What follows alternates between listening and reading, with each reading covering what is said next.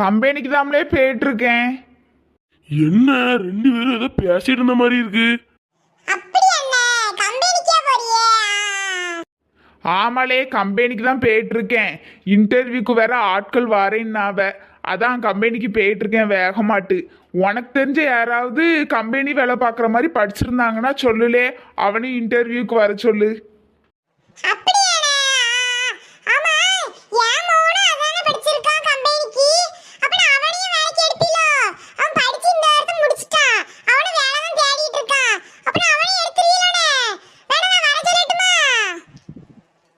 அப்படியாலே மாயாண்டி, அப்போ உன் மொவனி interview attend பண்ணதுக்கு வர சொல்லு.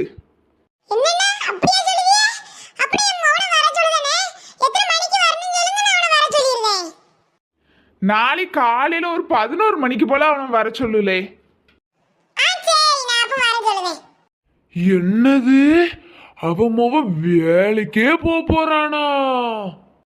அப்போ ஏன் மொவ? ஆ யாருக்கு என்னாச்சு? என்ன சவுண்ட் இது? வேற யாரும் இல்லைண்ணா, நான் தான். இலே கந்தசாமி, உனக்கு என்னாச்சு? ஒண்ணு இல்லல, மேல மாங்காய் கிடக்குற மாதிரி இருந்துச்சு, அதான் ஏறி மாங்காய் பறிக்க போனோம்ல, கீழே விழுந்துட்டோம்ல.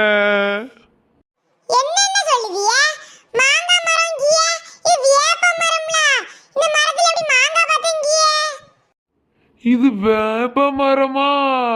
நான் தூரத்துல இருந்து பார்க்க முடிச்சல மாங்காய் கிடந்த மாதிரி இருந்துச்சுல, நானும் ஏறி பறிக்க போனேன், கீழே விழுந்துட்டோம்ல. சரி அத விடுங்க. ஆமா, ஏதோ கம்பெனி சொல்ல மாதிரி இருந்துச்சு, அது என்னதுன்னு? எல்லாத்தையும் மேல இருந்து ஒட்டு கேட்டுட்டு எதுவுமே தெரியாதுன்னு நடிக்கிறான் பாருங்களேன். எப்பா இது உலகமதான் நடிப்படா சாமி. அது ஒண்ணும் இல்லையே கந்தசாமி, கம்பெனி திறந்துருக்கேன்ல, அதுக்கு வேலைக்கு ஆட்கள் எடுத்துட்டு இருக்கிறத பத்தி சொல்லிட்டு இருந்தேன் இவங்கிட்ட. இவன் ஒவ்வொன்றும் அந்த கம்பெனிக்கு தான் படிச்சிருக்கானா, அதான் வரலாமான்னு கேட்டான். அதான் சரி வர சொல்லல அப்படின்னு சொன்னேன். அப்படியாண்ணே? அப்படி என் மௌனம் அதானே படிச்சிருக்கான், அப்படி என் மௌனையும் எடுத்துக்கோங்க, என் மௌனையும் எடுத்துக்கோங்கண்ணே. சரில சரி எடுத்துக்கிறேன், இதுக்கு ஏன் பறக்க? ஒன்றும் இல்லைண்ணே, கொஞ்சம் உணர்ச்சி வசம் வெளியே வந்துட்டு. ஆமா, எத்தனை மணிக்கு நான் வர சொல்லணும்? வாமோவனி நீ காலையில ஒரு 11 மணி போலயே வர சொல்லுல. அப்படியாண்ணே?